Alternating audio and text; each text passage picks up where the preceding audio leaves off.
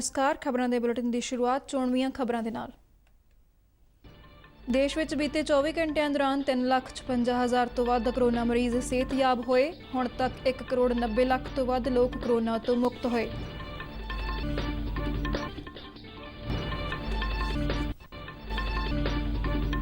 केंद्रीय पंचायती राज मंत्रालय ने सूबिਆਂ ਨੂੰ ਦਿਹਾਤੀ ਇਲਾਕਿਆਂ ਵਿੱਚ कोविड-19 महामारी के फैलाव ਨੂੰ रोकਣ ਲਈ एहतियाती कदम चुੱਕਣ ਲਈ आख्या। कौमी मनुखी अधिकार कमिशन ने केंद्र ते सूबा सरकारां नूं तेजी नाल कोविड-19 एडवाइजरी लागू करन दी अपील कीती। कमिशन वालों जारी एडवाइजरी विच सही कोविड-19 मैडिकल डैशबोर्ड स्थापित करन लई कहा गया।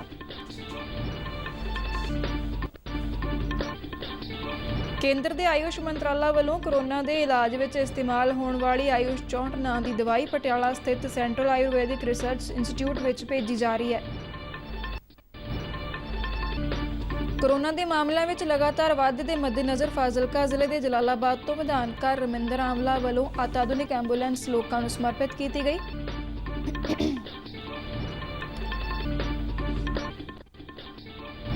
पंजाब के ਵੱਖ-ਵੱਖ ਜ਼ਿਲ੍ਹਿਆਂ ਵਿੱਚ कणक की खरीद निर्विघन जारी। फतेहगढ़ जिले के किसानों ने जिणस की खरीद की अदायगी सीधे अपने खात्यां विच प्राप्त होने ते खुशी जाहिर की।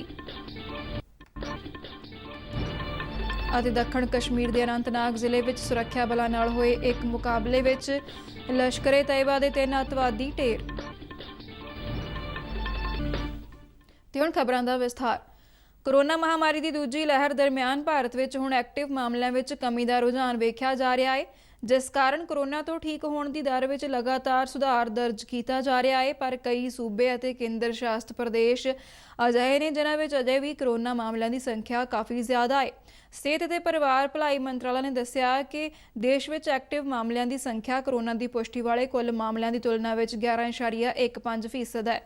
इस समय भारत में 37,15,000 तो वध एक्टिव कोरोना केस मौजूद ने। पिछले कई दिनों तो भारत में कोरोना तो ठीक होने का रुझान अंकड़ा 3 लाख तो उपर चल रहा है, जिस नाल कोरोना तो ठीक होने की दर वध के 82.75% ते पहुँच गई है। बीते 24 घंटिया दौरान 3,56,000 तो वध कोरोना मरीज सेहतयाब होए। हुण तक 1,90,00,000 तो वध लोग कोरोना तो मुक्त हो चुके हैं।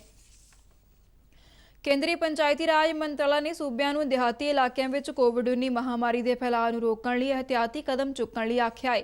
सूबिਆਂ ਨੂੰ लिखी चिट्ठी ਵਿੱਚ केंद्र ने कोरोना बारे पिंड ਦੀਆਂ पंचायतां ਤੇ ਹੋਰ ਪੇਂਡੂ ਸਥਾਨਕ ਸੰਸਥਾਵਾਂ ਨੂੰ ਸੰਵੇਦਨਸ਼ੀਲ ਬਣਾਉਣ ਅਤੇ ਹੋਰ ਢੰਗ ਤਰੀਕਿਆਂ ਨਾਲ ਉਹਨਾਂ ਦੀ ਮਦਦ ਕਰਨ ਦੀ ਸਲਾਹ ਦਿੱਤੀ ਹੈ।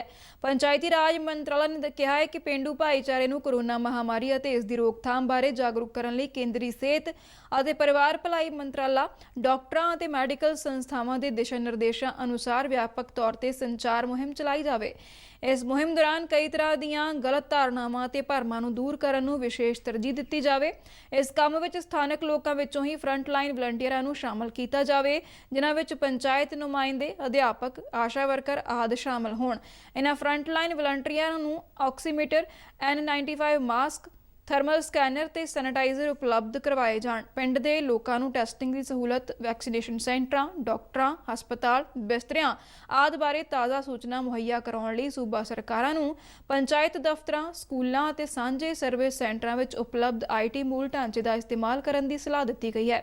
इस तो इलावा केंद्रीय पंचायती राज मंत्रालय ने सूबिਆਂ ਨੂੰ कोरोना के इस समय ਵਿੱਚ ਪਿੰਡ ਦੇ ਲੋਕਾਂ ਨੂੰ ਰਾਸ਼ਨ, ਪੀਣ ਵਾਲਾ ਪਾਣੀ, ਸਾਫ਼ ਸਫਾਈ ਅਤੇ ਮਨਰੇਗਾ ਰੋਜ਼ਗਾਰ ਆਦਿ ਵਰਗੀਆਂ ਸਹੂਲਤਾਂ ਦੇਣ ਲਈ ਕੇਂਦਰੀ ਅਤੇ ਸੂਬਾਈ ਸਕੀਮਾਂ ਦਾ ਸਹਾਰਾ ਲੈਣ ਲਈ ਕਿਹਾ ਹੈ। कौमी मनुखी अधिकार कमिशन ने केंद्र ते सूबा सरकारां नूं तेजी नाल कोविड-19 एडवाइजरी लागू करन दी अपील की है। कमिशन वालों जारी एडवाइजरी विच सही कोविड-19 मैडिकल डैशबोर्ड स्थापित करन लई कहा गया है। कमिशन ने केंद्र ਅਤੇ सूबिਆਂ ਨੂੰ ਲੋਕਾਂ ਨੂੰ ਸਹੀ ਅਤੇ ਸਮੇਂ ਸਿਰ ਸੂਚਨਾਵਾਂ ਉਪਲਬਧ ਕਰਾਉਣ ਬਾਰੇ ਕੋਵਿਡ-19 ਡੈਸ਼ਬੋਰਡ ਸਥਾਪਿਤ ਕਰਕੇ ਹਸਪਤਾਲਾਂ ਵਿੱਚ ਬਿਸਤਰਿਆਂ, ਆਕਸੀਜਨ, ਜ਼ਰੂਰੀ ਦਵਾਈਆਂ ਅਤੇ ਉਪਕਰਨਾਂ ਦੀ ਉਪਲਬਧਤਾ ਬਾਰੇ ਸਪਸ਼ਟ, ਸਹੀ ਤੇ ਸਮਾਂਬੱਧ ਸਥਿਤੀ ਦਰਸਾਉਣ ਨੂੰ ਯਕੀਨੀ ਬਣਾਉਣ ਲਈ ਕਿਹਾ ਹੈ। ਕਮਿਸ਼ਨ ਵੱਲੋਂ 24 ਘੰਟੇ ਚੱਲਣ ਵਾਲੀਆਂ ਟੋਲ ਫ੍ਰੀ ਹੈਲਪਲਾਈਨਾਂ ਸਥਾਪਿਤ ਕਰਨ ਅਤੇ ਕੋਵਿਡ ਇਲਾਜ ਵਸੀਲਿਆਂ ਦੀਆਂ ਕੀਮਤਾਂ ਤੈਅ ਕਰਨ ਲਈ ਵੀ ਨਿਰਦੇਸ਼ ਦਿੱਤੇ ਗਏ ਨੇ। ਕੌਮੀ ਮਨੁੱਖੀ ਅਧਿਕਾਰ ਕਮਿਸ਼ਨ ਨੇ ਆਪਣੀ ਦੂਜੀ ਕੋਵਿਡ ਐਡਵਾਈਜ਼ਰੀ ਵਿੱਚ ਕੇਂਦਰ ਅਤੇ ਸੂਬਿਆਂ ਨੂੰ ਸਲਾਹ ਦਿੱਤੀ ਹੈ ਕਿ ਉਹ ਜ਼ਰੂਰੀ ਦਵਾਈਆਂ ਤੇ ਆਕਸੀਜਨ ਸਿਲੰਡਰਾਂ ਦੀ ਜਮ੍ਹਾਖੋਰੀ ਅਤੇ ਕਾਲਾਬਾਜ਼ਾਰੀ ਵਿਰੁੱਧ ਤੁਰੰਤ ਕਦਮ ਚੁੱਕਣ। ਇਸ ਤੋਂ ਇਲਾਵਾ ਜ਼ਰੂਰੀ ਵਸੀਲਿਆਂ ਦੇ ਉਤਪਾਦਨ, ਢੋਆ ਢੁਆਈ ਅਤੇ ਵੰਡ ਨੂੰ ਵੀ ਤੇਜ਼ ਕੀਤਾ ਜਾਵੇ। ਕਮਿਸ਼ਨ ਨੇ ਆਪਣੀ ਦੂਸਰੀ ਐਡਵਾਈਜ਼ਰੀ ਵਿੱਚ ਕੀਤੀਆਂ ਗਈਆਂ ਸਿਫਾਰਿਸ਼ਾਂ ਬਾਰੇ ਕਾਰਵਾਈ ਰਿਪੋਰਟ 4 ਹਫ਼ਤਿਆਂ ਦੇ ਅੰਦਰ ਦੇਣ ਲਈ ਕਿਹਾ ਹੈ। ਕਮਿਸ਼ਨ ਵੱਲੋਂ ਕੋਵਿਡ ਐਡਵਾਈਜ਼ਰੀ ਕੇਂਦਰੀ ਸਿਹਤ ਸਕੱਤਰ ਅਤੇ ਸੂਬਿਆਂ ਤੇ ਕੇਂਦਰ ਸ਼ਾਸਤ ਪ੍ਰਦੇਸ਼ਾਂ ਦੇ ਮੁੱਖ ਸਕੱਤਰਾਂ ਨੂੰ ਇਸ ਮਹੀਨੇ ਦੀ 4 ਤਰੀਕ ਨੂੰ ਭੇਜੀ ਗਈ ਸੀ। ਕਮਿਸ਼ਨ ਨੇ ਇਸ ਐਡਵਾਈਜ਼ਰੀ ਵਿੱਚ ਕਿਹਾ ਸੀ ਕਿ ਜੋ ਵੀ ਵਿਅਕਤੀ ਸਰਕਾਰੀ ਹਸਪਤਾਲ ਜਾਂ ਸਿਹਤ ਸੈਂਟਰ ਵਿੱਚ ਪਹੁੰਚਦਾ ਹੈ ਉਸ ਨੂੰ ਮੁਫਤ ਇਲਾਜ ਮੁਹੱਈਆ ਕਰਵਾਇਆ ਜਾਵੇ। ਇਸ ਤੋਂ ਇਲਾਵਾ ਸ਼ਮਸ਼ਾਨ ਘਾਟਾਂ ਅਤੇ ਮੁਰਦਿਆਂ ਨੂੰ ਦਫਨਾਉਣ ਵਾਲੀਆਂ ਥਾਵਾਂ ਦਾ ਬਿਹਤਰ ਪ੍ਰਬੰਧਨ ਕੀਤਾ ਜਾਵੇ। ਕੋਰੋਨਾ ਮਹਾਮਾਰੀ ਦੇ ਇਲਾਜ ਅਤੇ ਰੋਕਥਾਮ ਲਈ ਐਲੋਪੈਥਿਕ ਦਵਾਈਆਂ ਦੇ ਨਾਲ-ਨਾਲ ਹੁਣ ਆਯੁਰਵੈਦਿਕ ਦਵਾਈਆਂ ਦੀ ਵੀ ਵਰਤੋਂ ਵਧ ਰਹੀ ਹੈ, ਜਿਸ ਨਾਲ ਬਿਮਾਰੀ ਨਾਲ ਲੜਨ ਦੀ ਤਾਕਤ ਵਿੱਚ ਵਾਧਾ ਕੀਤਾ ਜਾ ਸਕਦਾ ਹੈ। ਭਾਰਤ ਸਰਕਾਰ ਦੇ ਆਯੁਸ਼ ਮੰਤਰਾਲਾ ਵੱਲੋਂ ਕੋਵਿਡ ਦੇ ਹਲਕੇ ਮਰੀਜ਼ਾਂ ਦੇ ਇਲਾਜ ਦੌਰਾਨ ਵਰਤੀਆਂ ਜਾਣ ਵਾਲੀਆਂ ਕਈ ਆਯੁਰਵੈਦਿਕ ਦਵਾਈਆਂ ਨੂੰ ਮਨਜ਼ੂਰੀ ਦਿੱਤੀ ਗਈ ਹੈ, ਜਿਨ੍ਹਾਂ ਵਿੱਚ ਹਾਲ ਹੀ ਵਿੱਚ ਆਯੁਸ਼ 64 ਨਾਂ ਦੀ ਦਵਾਈ ਵੀ ਸ਼ਾਮਲ ਹੈ। ਪਟਿਆਲਾ ਦੇ ਸੈਂਟਰਲ ਆਯੁਰਵੈਦਿਕ ਰਿਸਰਚ ਇੰਸਟੀਚਿਊਟ ਦੇ ਸਹਾਇਕ ਡਾਇਰੈਕਟਰ ਡਾਕਟਰ ਸੰਜੀਵ ਕੁਮਾਰ ਨੇ ਦੱਸਿਆ ਕਿ ਹਲਕੇ ਕੋਰੋਨਾ ਮਰੀਜ਼ਾਂ ਦੇ ਇਲਾਜ ਦੌਰਾਨ ਆਯੁਸ਼ 64 ਆਯੁਰਵੈਦਿਕ ਦਵਾਈ ਕਾਫੀ ਕਾਰਗਰ ਸਿੱਧ ਹੋ ਰਹੀ ਹੈ।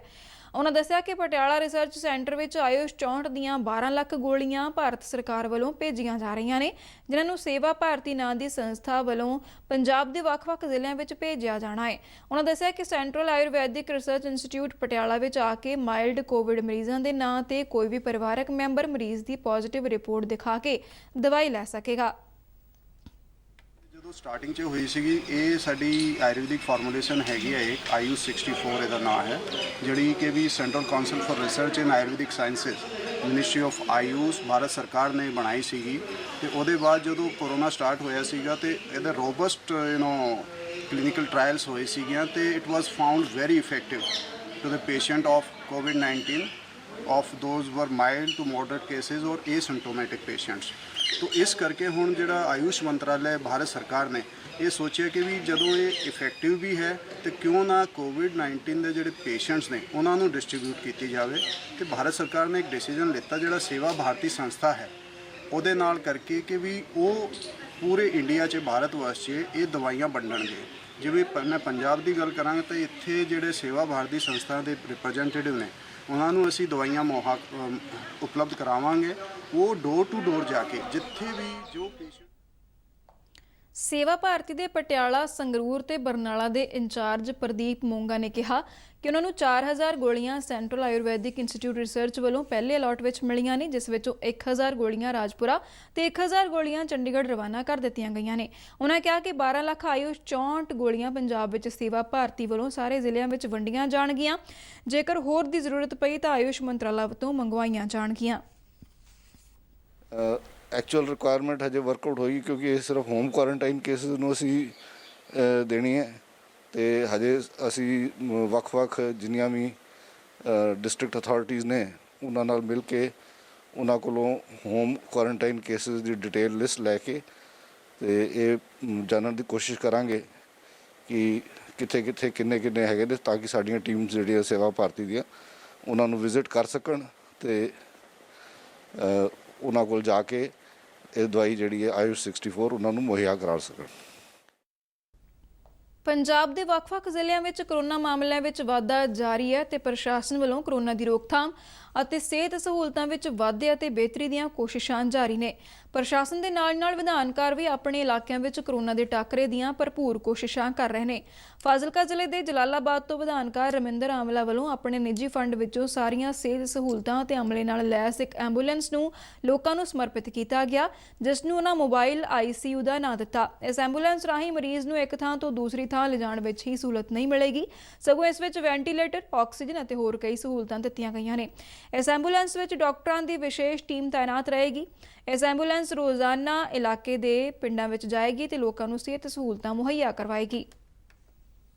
ਸਾਰਿਆਂ ਨੂੰ ਬੇਨਤੀ ਕਰਦਾ ਹਾਂ ਕਿ ਕਰੋਨਾ ਵਾਇਰਸ ਬਹੁਤ ਬੁਰੀ ਤਰ੍ਹਾਂ ਫੈਲਦਾ ਪਿਆ। ਆਪਾਂ ਨੂੰ ਸਾਰਿਆਂ ਨੂੰ ਇhtiyਾਤ ਵਰਤਣਾ ਚਾਹੀਦਾ ਔਰ ਇਸ ਮਹਾਮਾਰੀ ਦੇ ਖਿਲਾਫ ਲੜਾਈ ਦੇ ਵਿੱਚ ਸਰਕਾਰ ਦਾ ਔਰ ਡਾਕਟਰ ਸਾਹਿਬਾਨਾਂ ਦਾ ਤੁਸੀਂ ਸਾਥ ਦਿਓ। ਸਾਡੇ ਨਾਲ ਮਿਲ ਕੇ ਆਪਾਂ ਸਾਰੇ ਜਣੇ ਮਿਲ ਕੇ ਇਸ ਮਹਾਮਾਰੀ ਦੇ ਖਿਲਾਫ ਜਿਹੜੀ ਜੰਗ ਹੈ ਉਹ ਜਿੱਤੀਏ, ਜਿਵੇਂ ਆਪਾਂ ਪਿਛਲੇ ਸਾਲ ਜਿੱਤੀ ਹੈ।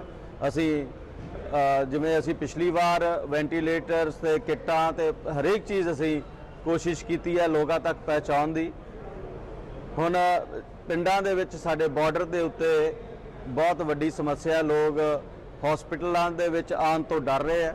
ਅਸੀਂ ਅੱਜ ਇੱਕ ਮੋਬਾਈਲ ਹਸਪੀਟਲ ਸ਼ੁਰੂ ਕੀਤਾ ਹੈ ਜਿਹੜਾ ਹਰੇਕ ਪਿੰਡ ਇੱਕ ਦਿਨ ਜਾਇਆ ਕਰੂਗਾ, ਔਰ ਜਿਹੜੀਆਂ ਮੈਡੀਸਨਸ ਉਹ ਵੀ ਉੱਥੇ ਸਾਰਿਆਂ ਨੂੰ ਫ੍ਰੀ ਮਿਲਣਗੀਆਂ। ਡਾਕਟਰ ਸਾਹਿਬਾਨ ਚੈੱਕ ਵੀ ਫ੍ਰੀ ਕਰਨਗੇ, ਚਾਹੇ ਉਹਨਾਂ ਨੇ ECGs ਕਰਾਉਣੀ ਹੈ, ਚਾਹੇ ਕੁਝ ਵੀ ਮੈਡੀਕਲ ਸਹੂਲਤਾਂ, ਬਲੱਡ ਪ੍ਰੈਸ਼ਰ ਔਰ ਬਲੱਡ ਟੈਸਟ ਸਾਰੇ ਉੱਥੇ ਉਹਨਾਂ ਦੇ ਫ੍ਰੀ 'ਚ ਕੀਤੇ ਜਾਣਗੇ।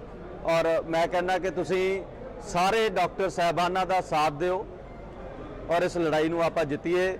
ਅੱਜ ਇੱਕ ਸ਼ੁਰੂਆਤ ਹੈ ਇੱਕ ਐਂਬੂਲੈਂਸ ਦੇ ਨਾਲ, ਅਸੀਂ ਕੋਸ਼ਿਸ਼ ਕਰਾਂਗੇ ਜਲਦੀ ਹੋਰ ਐਂਬੂਲੈਂਸਿਸ ਲਿਆ ਕੇ ਬਾਕੀ ਜਿਹੜਾ ਸਾਡਾ ਜਲਾਲਾਬਾਦ ਦਾ ਸੀ ਸਾਰਾ ਏਰੀਆ ਜਲਦੀ ਤੋਂ ਪੰਜਾਬ ਦੀਆਂ ਵੱਖ-ਵੱਖ ਮੰਡੀਆਂ ਵਿੱਚ ਕਣਕ ਦੀ ਆਮਦ ਜਾਰੀ ਹੈ। ਇਸ ਵਾਰ ਪਹਿਲੀ ਵਾਰ ਕਿਸਾਨ ਆਪਣੀ ਜਿਣਸ ਦੀ ਅਦਾਇਗੀ ਖਾਤਿਆਂ ਵਿੱਚ ਪ੍ਰਾਪਤ ਕਰਕੇ ਕਾਫੀ ਖੁਸ਼ ਨੇ।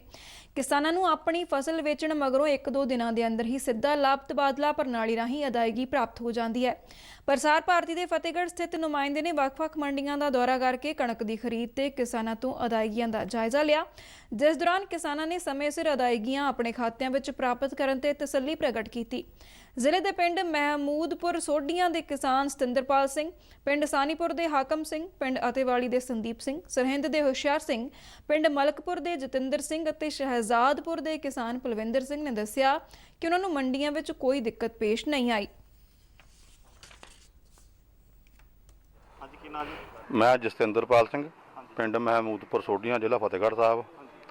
ਜੋ ਕੇਂਦਰ ਸਰਕਾਰ ਨੇ ਸਿੱਧੀ ਪੇਮੈਂਟ ਦਾ ਉਪਰਾਲਾ ਕੀਤਾ ਹੈ, ਬਹੁਤ ਹੀ ਵਧੀਆ।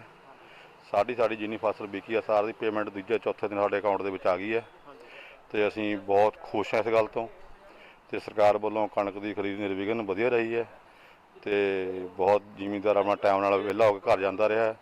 ਇਸ ਕਰਕੇ ਅਸੀਂ ਕਹਿੰਦੇ ਵੀ ਸਰਕਾਰ ਅੱਗੇ ਨੂੰ ਵੀ ਵਧੀਆ ਉਪਰਾਲੇ ਕਰਦੀ ਰਹੇ ਤੇ ਪੇਮੈਂਟ ਸਿੱਧੀ ਦਾ ਬੜਾ ਫਾਇਦਾ ਕਿਸਾਨਾਂ ਨੂੰ, ਸਿੱਧੇ ਹੁੰਦੇ ਅਕਾਊਂਟ 'ਚ ਪੈਸੇ ਪਹੁੰਚਣਗੇ ਸਾਡੇ। ਧੰਨਵਾਦ।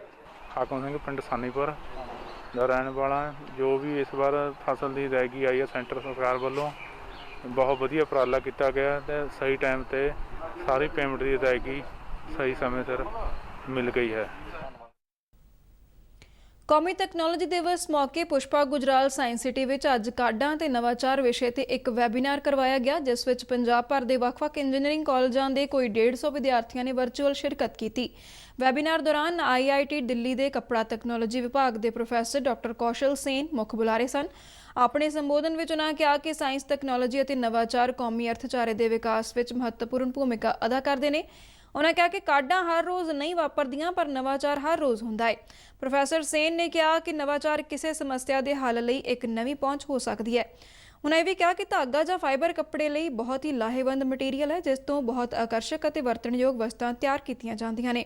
ਫਾਈਬਰ ਦੀਆਂ ਵੱਖ-ਵੱਖ ਵਿਸ਼ੇਸ਼ਤਾਵਾਂ ਅਤੇ ਗੁਣਾਂ ਦੇ ਆਧਾਰ ਤੇ ਇਸ ਦੇ ਬਹੁਤ ਵੱਡੇ ਤੋਂ ਵੱਡੇ ਤੇ ਛੋਟੇ ਤੋਂ ਛੋਟੇ ਨੈਨੋ ਪੱਧਰ ਤੱਕ ਨਵੀਨ ਉਤਪਾਦ ਬਣਾਏ ਜਾ ਸਕਦੇ ਨੇ। ਸਾਇੰਸ ਸਿਟੀ ਦੇ director general doctor Neelima Jairath ਨੇ ਦੱਸਿਆ ਕਿ ਕੌਮੀ ਤਕਨਾਲੋਜੀ ਦਿਵਸ ਮਨਾਉਣ ਦਾ ਉਦੇਸ਼ ਵਿਗਿਆਨ ਤੇ ਤਕਨਾਲੋਜੀ ਖੇਤਰ ਵਿੱਚ ਇੰਜੀਨੀਅਰਾਂ ਅਤੇ ਵਿਗਿਆਨੀਆਂ ਵੱਲੋਂ ਪਾਏ ਜਾ ਰਹੇ ਯੋਗਦਾਨ ਅਤੇ ਉਹਨਾਂ ਦੀਆਂ ਪ੍ਰਾਪਤੀਆਂ ਦਾ ਪ੍ਰਚਾਰ ਤੇ ਪ੍ਰਸਾਰ ਕਰਨਾ ਹੈ। ਉਹਨਾਂ ਕਿਹਾ ਕਿ ਅੱਜ ਦੇ ਦਿਨ ਭਾਰਤ ਵੱਲੋਂ ਪੋਖਰਨ ਪਰਮਾਣੂ ਤਜਰਬਾ ਕੀਤਾ ਗਿਆ ਸੀ, ਜਿਹੜੀ ਕਿ ਭਾਰਤ ਦੀ ਇੱਕ ਬਹੁਤ ਵੱਡੀ ਪ੍ਰਾਪਤੀ ਸੀ। ਡਾਕਟਰ ਨੀਲਿਮਾ ਜੈਰਥ ਨੇ ਅਧਿਆਪਕਾਂ ਨੂੰ ਅਪੀਲ ਕੀਤੀ ਕਿ ਉਹ ਵਿਦਿਆਰਥੀਆਂ ਨੂੰ ਰੋਜ਼ਮਰਾ ਦੀ ਜ਼ਿੰਦਗੀ ਵਿੱਚ ਵਿਗਿਆਨਕ ਸਿਧਾਂਤਾਂ ਨੂੰ ਲਾਗੂ ਕਰਨ ਵਾਲੇ ਪਾਸੇ ਉਤਸ਼ਾਹਿਤ ਕਰਨ, ਤਾਂ ਜੋ ਨਵੀਆਂ ਕਾਢਾਂ ਵਿੱਚ ਉਹਨਾਂ ਦੀ ਰੁਚੀ ਪੈਦਾ ਹੋ ਸਕੇ।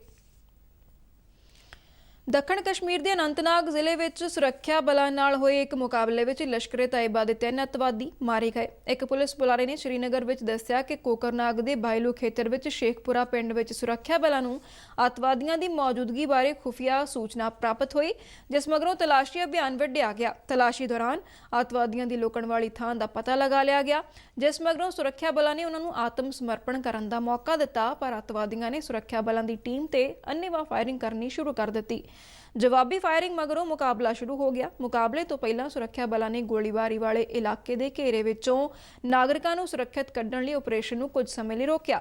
ਸਾਰੇ ਹੀ ਨਾਗਰਿਕਾਂ ਨੂੰ ਸੁਰੱਖਿਅਤ ਕੱਢੇ ਜਾਣ ਮਗਰੋਂ ਆਪਰੇਸ਼ਨ ਸ਼ੁਰੂ ਹੋਇਆ, ਜਿਸ ਮਗਰੋਂ 3 ਅੱਤਵਾਦੀ ਢੇਰ ਕਰ ਦਿੱਤੇ ਗਏ। ਮ੍ਰਿਤਕ ਅੱਤਵਾਦੀਆਂ ਦੀਆਂ ਲਾਸ਼ਾਂ ਮੌਕੇ ਤੋਂ ਕੱਢੀਆਂ ਗਈਆਂ, ਜਿਨ੍ਹਾਂ ਦੀ ਪਛਾਣ ਇਲਿਆਸ ਅਹਿਮਦ ਦਾਰ ਉਰਫ ਸਮੀਰ, ਉਬੇਦ ਸ਼ਫੀ ਉਰਫ ਅਬਦੁੱਲਾ ਅਤੇ ਆਕਿਬ ਅਹਿਮਦ ਲੋਨ ਉਰਫ ਸਾਹਿਲ ਵਜੋਂ ਹੋਈ ਹੈ।